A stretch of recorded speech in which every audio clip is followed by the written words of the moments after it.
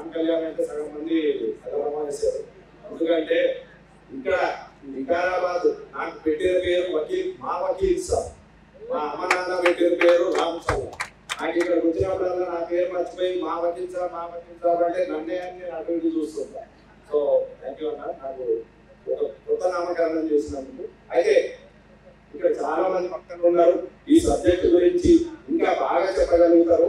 కానీ ఈ రోజు వివరంగా ఈ బతుకమ్మ కార్యక్రమానికి పర్మిషన్ వచ్చిందని సంతోషపడుతుంటే, పర్మిషన్ తో పాటు మనకు ఒక రిజల్ట్ కూడా వచ్చింది. రామగుండ పరిరక్షణ కోసం మనం ఈ కొట్లాటకి మనకి రిజల్ట్ వచ్చింది. నేను బోర్డుతో మాట్లాడేందుకు పేపర్ చూపిస్తాను. ఇది నిన్న దక్కన్ క్రానికల్ లో ఒక ఆర్టికల్ పబ్లిష్ అయింది. అయితే ఒక 10 రోజుల క్రితం ఈ అమ్మాయి ఎవరైతే రిపోర్టర్ ఉందో నాకు ఫోన్ చేసింది, సార్ మీ వాయిస్ కావాలి.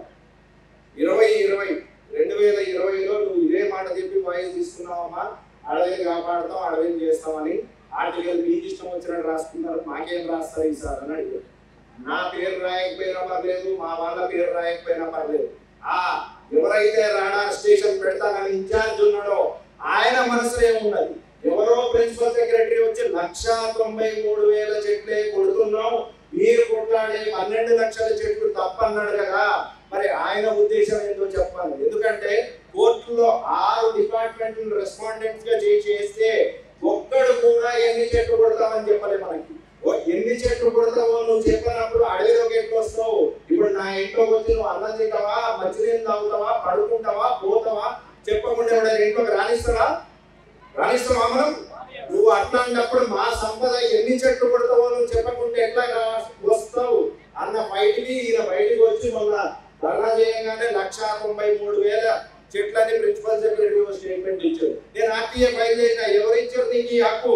నువ్వు సీనియర్ ఐఏఎస్ ఆఫీసర్ కావచ్చు, ఎవరిచ్చారు నీకు హక్కు? నువ్వు పబ్లిక్ సర్వెంట్ అయి 1,93,000 చెట్లు కొడుతున్నామని కోర్టుకి ఎవరు చెప్పండి, మీరు ఎట్లా చెప్పగలిగినారు? నేను ఆయనకు ఆర్టీఏ పెట్టాను. కోర్టును కూడా మనం ఇది ఛాలెంజ్ చేయడం జరిగింది. అంటే 5 డిపార్ట్మెంట్లు కోర్టుని మిస్గైడ్ చేసి మేము ఏం చేస్తలేమని చెప్పడం జరిగింది. సరే, ఇది ఒక నిమిషం పక్కన పెట్టేస్తే, నిన్న 5వ తారీఖు రోజు పేపర్లో వచ్చిన ఆర్టికల్ చూస్తే మేబీ ఎవరైతే ఎంకే రావు దీనికి ఇన్ఛార్జ్ ఉన్నాడో 899 చెట్లు రీలొకేట్ చేస్తామన్నారు. అందుకు ఇది మన ప్రోగ్రెస్ రిపోర్ట్. ఈ రోజు ఇంకా బతుకమ్మ చేసుకుంటాం అంటేనే గుండెలు పువ్వులు పుట్టి 899 చెట్లు రీలొకేట్ చేస్తామన్నారు. ఇంతకు మించి మనకు కావాల్సిన విక్టరీ ఏమున్నది?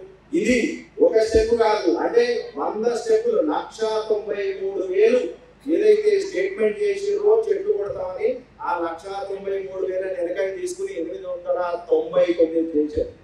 ఇది ఒక విషయం. అన్నిటి చెప్పారు. మెడిసినల్ ప్లాంట్స్ నాతో పాటు పనిచేసే మా కజిన్ ఒక ఆమెని 2019లో ఇక్కడ తీసుకురావడం జరిగింది. స్వామీజీ కూడా సత్నా ఆల్టర్నేట్ మెడిసిన్ చేసింటారు, అంటే ఎంబీబీఎస్ డిగ్రీ కాస్తాను. ఆల్టర్నేట్ మెడిసిన్, చెట్లు పుట్లు యోగాతో రోగాలు ఎట్లా నయం చేస్తారు. వచ్చినప్పుడు తను తాండూరులో ఉండేదట.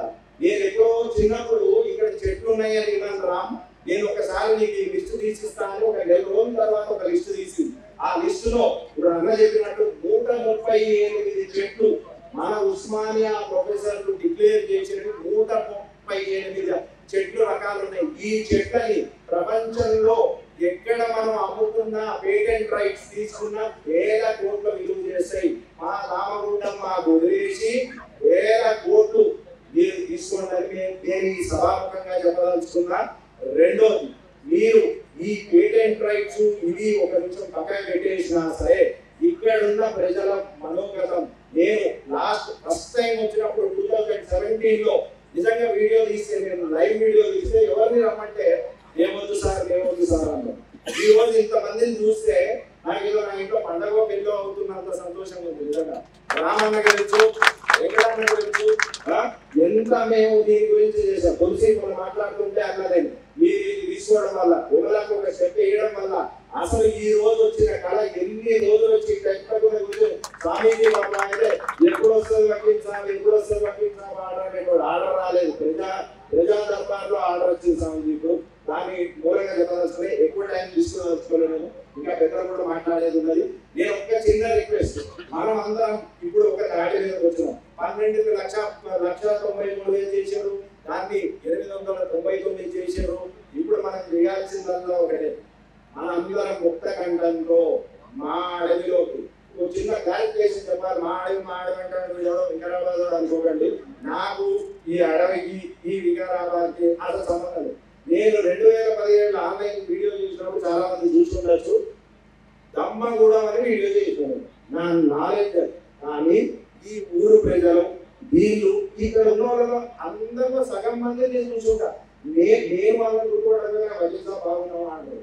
అంటే ప్రతి ఒక్కరికి కాపాడాలని కానీ ఏం చేస్తారో ఎక్కడికి తీసుకుపోతారో నాకు ఎవడో చెప్పాడు, నేను బార్ కౌన్సిల్లో సస్పెండ్ చేసి ఇంటికి పంపిస్తారు రామన్నాడు. నేను 2016లో లండన్ లో ప్రాక్టీస్ మొదలెట్టుకున్నాను. నేను కామగుండం కోసం ఇప్పటిదాకా చెప్పలే, ఈ స్టేజ్ మీద చెప్తున్నా, కామగుండం కోసం ఇండియాలో నల్లకోట వేసుకున్నాను.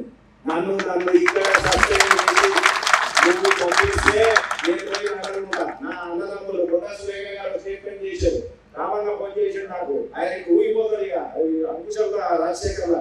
అలా ఏంటి ఇట్లా చేసింది మేడం, మమ్మల్ని చేయొద్దంటారు. వికారాబాద్ న్యూస్ ఆయన వచ్చిందో లేదో రాజేష్ ఎవరో ఆయన కూడా ఫోన్ చేసి మీరు కొట్లాడకండి, మీరు కొట్లాడి వేస్ట్, వచ్చేది లేదు పోయేది లేదు అన్నారు కదా. నేనన్నా అవును, మీరు కొట్లాడే పని లేదు, నేను కొట్లాడతా, మీరు అందరూ నా అన్నదమ్ములు, నేను కొట్లాడి రెడీ ఉన్నప్పుడు మీరు కొట్లాడనక్కర్లేదు అని చెప్పి అదే నేను అనేది అన్నా. మీ అందరికీ చేసేది, ఇంతమంది వచ్చేది చాలా సంతోషంగా ఉంది. నా రిక్వెస్ట్ అల్లా ఒకటే, ఈ దీన్ని మన అక్క పద్మాక చెప్పినట్టు పద్మాక పాపం రాత్రి ఫోన్ చేసి ఏంటి తమ్ముడు ఏంటి దీని సంగతి ఏందో చెప్పినా కానీ కూర్చుని ఈ డీటెయిల్ తీసుకుని మరి దాని గురించి స్టడీ చేసి మరి ఈ రోజు వచ్చి ఇక్కడ కూర్చున్నారు. నా రిక్వెస్ట్ వల్ల మనందరం ముక్త కంఠంతో ఇది స్టేట్ గవర్నమెంట్ ఇంపడాలి, స్టేట్ గవర్నమెంట్ ఇంపడితే సరిపోదు, అక్కడి నుంచి సెంట్రల్ గవర్నమెంట్ ఇంపడాలి. సో నా రిక్వెస్ట్ వల్ల మనందరం కలిసి పనిచేద్దాం. మేము మీతో ఉన్నాం, బయట వాళ్ళం లోపల అని పక్కన పెడితే మీరు నుంచోండి ముందు, మీరు ఇక్కడ గ్రామస్తులు ఇక్కడ ఊరోళ్ళు మీరు నుంచోండి, మీ వెనకాల మేము ఉంటాం. మాకు పదవులు అక్కర్లే, పేర్లు అక్కర్లే, మీ వెనకాల మేము నుంచుంటాం. మేము నుంచుంటూ మాట్లాడుకుంటున్నాం, మనం వెనకాల నుంచుందాం. మాకు కూడా అదే అన్నారు, మనం వెనకాల నుంచుందాం, మీరు అందరూ ముందు నుంచోండి. మీరు సమైక్యంగా నుంచుని మీరు కొట్లాడితే నేను వెనకాల కాదు, నేను దూరంగా ఉంటాం. ఇంకొక డిమాండ్, ఇప్పుడు ఈ 500 హెక్టార్లలో బంజరు భూమి ఉందని ఒక రికార్డు ఇచ్చింది forest department. Eastern naval command కూడా 500 హెక్టార్ల బంజరు భూమి ఉంది అడవిలో ఉంది. ఈ అడవిలో దానికి కూడా నా ఆర్గ్యుమెంట్ ఎక్కడైనా ఒకటే ఆర్గ్యుమెంట్, మమ్మల్ని తీసుకోకండి, మమ్మల్ని పక్కన పెట్టండి. ఈ గ్రామస్తులను తీసుకెళ్లి 500 హెక్టార్లు, హెక్టార్ కాదు హెక్టార్ల బంజరు భూమి ఎక్కడంతో చూపించి వాళ్ళు ఓకే అనుకుంటే నేను స్వచ్ఛందంగా వెనక్కి వెళ్ళిపోవడానికి రెడీ. ఇంకొక లాస్ట్ విషయం, అందరూ ఇక్కడ ఎవరో నాకు సార్ కలిసారు, మీ ఫ్రెండ్ ఎవరో కలిసారు, ఆయన ఎక్కడ ఉన్నారు పాపం, ఆయన నిన్న నా వీడియో చూసారు. సోమాజీ కూడా ప్రెస్ క్లబ్ లో హైడ్రా గురించి ఒక మీటింగ్ పెట్టారు. హైడ్రా బాధితులను ఎట్లా ఆదుకోవాలి, హైడ్రా బాధితులను ఆదుకోవడం, లండన్ చేయడం, ఇవన్నీ గురించి మాట్లాడితే వేరే విషయం. కానీ నేను ఆ రౌండ్ టేబుల్ లో ఒక టాపిక్ చెప్పడం జరిగింది. మనము ఎక్కడి నుంచో వచ్చి మూసీ నది 50 కిలోమీటర్లు దాటి వచ్చిన తర్వాత మూసీ సుందరీకరణ అంటున్నాం.